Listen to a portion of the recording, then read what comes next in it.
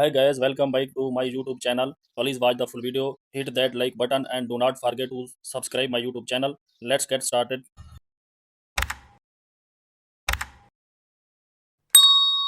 Open the Pixel app, select the import button. Go to the gallery, select the picture, adjust the picture, remove the background, select the original color, enable button down, adjust the picture, select the import button, select another picture, adjust the picture, crop the picture, select the crop option, remove the background, select the original color, enable button down, adjust the picture, to back the picture, select the to back option, select the stroke button, enable button down, adjust the color,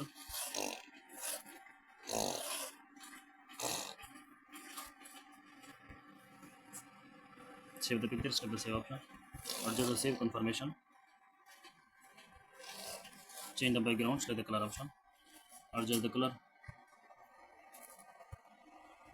copy the shape, select the copy option. Please like the video and subscribe the channel.